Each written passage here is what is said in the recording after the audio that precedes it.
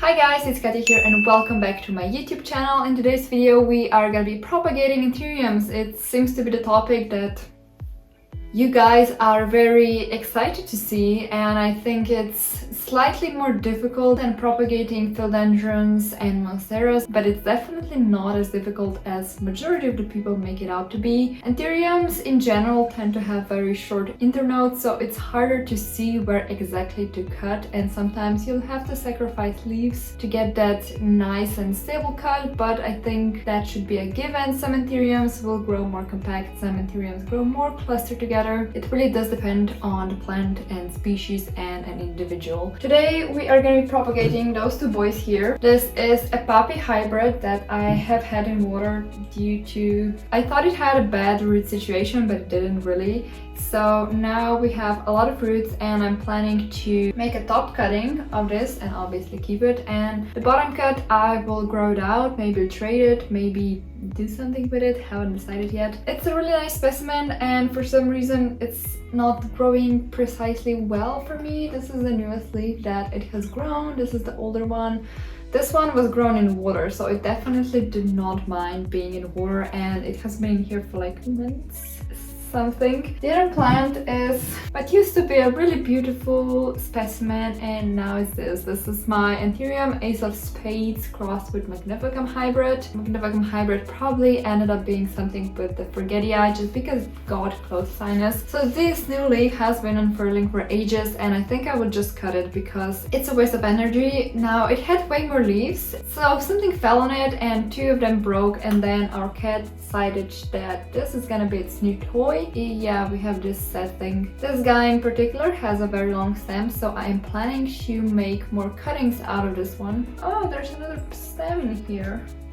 So we're gonna be making more cuttings of this. I will be probably putting it in perlite. Does not seem as healthy as it once was. Okay, we're gonna begin with this poppy just because it's... pay attention to that. They tend to have thicker stem and they are harder to cut through, so you may wanna get something that you can use more force, especially if you have those thick Anthurium chunks. This is not the case here. I'm using razor blade just because it is so thin and I can really perfect my cut. Now this is what we are working with. Some of those roots were grown in water, those are water roots, and those were some of the old soil roots. Some are okay, some have slightly started rotting at the edges here. I will cut that one out. So how are we gonna cut? I was thinking of cutting it here just because I would have this top section which has quite a few roots. It's not a lot, but it's still enough to sustain the plant size that this guy is. And on the bottom I would have this leaf which could stay, maybe will fall away, we don't know, and the rest of its original root system, and I think this is good. Now technically you could do a cut here, a cut here, and I guess a cut here with this top section, but I'm not sure I want to do that. With Anthurium cuttings you are more likely to take cuttings with more nodes just for extra certainty. You know, actually I will be taking this guy out and I'm gonna cut it here.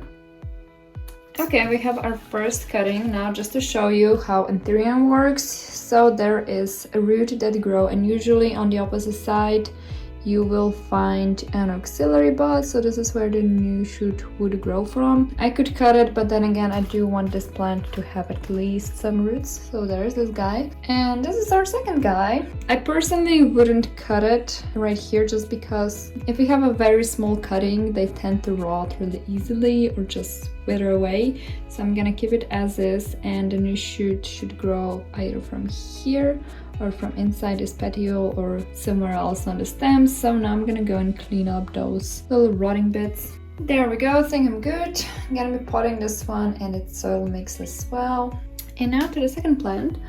So this guy we will be cutting into several more pieces just because the stem is longer and I'm fully prepared for the top to go to shit, honestly. Okay, let's see what we're working with. You can see here is what seems to be a semi-active auxiliary bud here. Has a lot of aerial roots, so we'll probably have to sacrifice some to even cut it. We have our first cut, which is not really best. A lot of the roots ended up being rotten at the bottom. This guy will be going into perlite. This is actually Seems viable here, but there are some spots here, and whenever I had that, the whole root ended up rotting, so I will probably just cut it. I did accidentally cut that leaf off, so I suppose we have one leaf cutting with 2 nodes.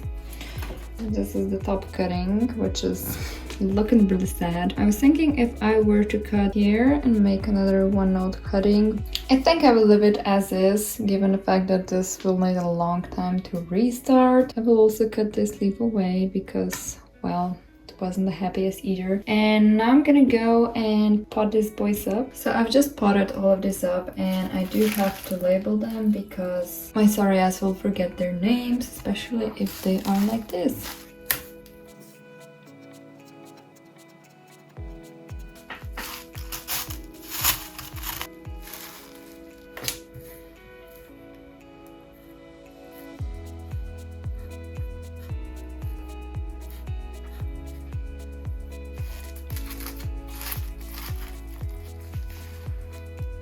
I have potted all of this up and they are labeled. I will now put them into the greenhouse. Some will go into the prop box, especially these boys, because they do really appreciate the extra heat and light that they're given. Hopefully you've enjoyed this video, and I hope that it should help you out with propagating Anthuriums. If you enjoyed, please give it a like and hit the notification button, and I'll see you next time. Bye!